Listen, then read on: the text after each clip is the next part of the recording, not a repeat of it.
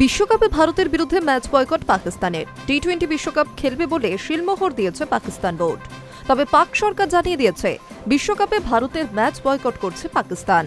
বাংলাদেশকে বিশ্বকাপ থেকে সরিয়ে দেওয়ার পর জল্পনা চলছিল পাকিস্তানও সরে দাঁড়াতে পারে, কিন্তু বিশ্বকাপ বয়কট করলে কড়া শাস্তির মুখে পড়তে হবে তাদের। তাই ধরি মাছ না ছুঁই পানি নীতি নিল পিসিবি। পুরো বিশ্বকাপ বয়কট করলে নিষেধাজ্ঞার মুখে পড়বেন বাবর আজমরা।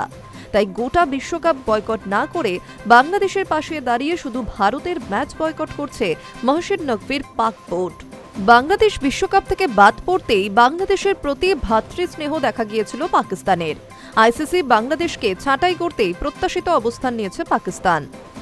পাক বোর্ডের প্রধান মহসিন নকভি জানিয়েছিলেন, বাংলাদেশকে বিশ্বকাপ থেকে বাদ দেওয়া অন্যায়। পাক বোর্ড এর আগে আইসিসির ভোটাভুটিতে বাংলাদেশের পাশে দাঁড়িয়েছে। 15 ফেব্রুয়ারি শ্রীলঙ্কায় ভারত পাকিস্তান মুখোমুখি হওয়ার কথা। 22 গজের যুদ্ধের ধারে ভারে অনেকটাই পিছিয়ে সলমান আলী আঘাড়া। সাম্প্রতিক সময়ে সূর্যকুমার যাদবদের বিরুদ্ধে পাক বাহিনীর পারফরমেন্স খুব খারাপ। সেই পারফরমেন্স বিশ্বকাপে আরও খারাপ হবে না, কারণ বিশ্বকাপে ভারতের ম্যাচ খেলতেই রাজি নয় তারা। তবে বিশ্বকাপে নেদারল্যান্ডস ও আমেরিকার বিরুদ্ধে খেলবে তারা, কিন্তু কোন যুক্তিতে ভারতের বিরুদ্ধে খেলবে না তার কারণ সরাসরি রাজনৈতিক হস্তক্ষেপ। পাকিস্তান সরকার থেকে সিদ্ধান্ত জানিয়ে দেওয়া হয়েছে, বাংলাদেশকে বাদ দিয়েছে আইসিসি, পাকিস্তানের ম্যাচ শ্রীলঙ্কায়। তাহলে পুরোটার মধ্যে আলাদা করে ভারতের ভূমিকা কোথায়?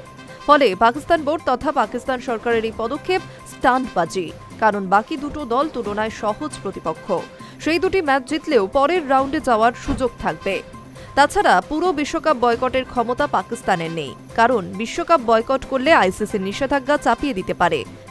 তাতে কার্যত একঘরে হয়ে পড়বে পাক ক্রিকেট। দ্বিপাক্ষিক সিরিজ খেলতে কোনো দেশ যাবে না, পাকিস্তানিরাও কোনো দেশে যেতে পারবে না, বাদ পড়বে এশিয়া কাপ থেকে।